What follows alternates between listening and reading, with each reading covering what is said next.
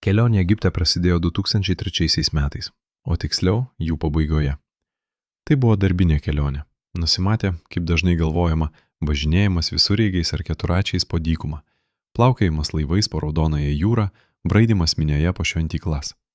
Suprantama, visa iš šalies matoma romantika išgaruoja labai greitai, nes šios išvykos paprastai būna įspraustos į laiko bei judėjimo rėmus, įtemptą jų grafiką, o akis reikia turėti ir pakaušyje. Jau nekalbant apie tai, kad važiuojant pavyzdžiui keturačiais, kam nors prireikia prieš visus pasirodyti ir galiausiai susilaužyti šonkaulius. O tada prasideda gelbėk mane, visas aplinkinį pasaulį. Tuomet, ką tik buvusius didvyrius reikia gelbėti. Tačiau norisi pamatyti daugiau, norisi važiuoti toliau ar ilgiau. Nekartą esu pagalvojęs, kad noras sutapo su galimybė tai daryti dirbant. Nepaisant visos kelionių įvairovės, norint pamatyti daugiau, reikia keliauti toliau. Visiems šiems dalykams pirmiausia, aišku, reikia noro, po to ir laiko. Teko pradžioje tenkintis trumpais išvykimais į dykumą visureigiais arba keturačiais. Iš tiesų, net ir tokių trumpų ekskursijų metu įmanoma puikiai praleisti laiką.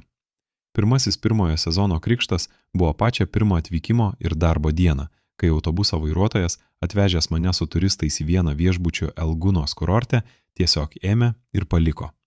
Išėjęs iš registratūros, radau savo daiktus, gražiai padėtus ant žemės, o buvo beveik vidurnaktis. Kažko matyt nepatikau. Kaip vėliau pastebėjau, dažniausiai antipatija užplūsdavo, kai tautiečiai nepalikdavo arbatpinigių. Tuo metu iš Elgunos parsiboginti nakties metu iki Hurgados šansų buvo nedaug, nes taksi iš ten nevažiavo. Gerai, kad pasitaikė kaip tik kitus klientus atvežęs visureigis. Jo vairuotojas pasisiūlė nuvežti iki Elgunos autobusų stoties, nes buvo viltis, kad kurio nors viešbučio personalas važiuos į Hurgadą. Deja. Tada sekė kitas variantas – kelionė iki greitkelio. Iki Hurgados manęs visureigis pametėti negalėjo, nes turėjo važiuoti priešingą kryptimi. Teko visiškoje tamsoje greitkelyje kažko tikėtis ir likimas nusišypsojo dar kartą. Mikriuku važiavo keletas turistų į Hurgadą, į klubus ir sutiko pavėžėti mane iki centro. Mikriukas, aišku, lėkė tos 30 km, o keleiviai rėkė jalla, jalla.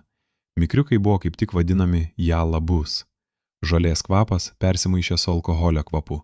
Iki centro atskridome greitai, tačiau tai dar nebuvo kelionės pabaiga.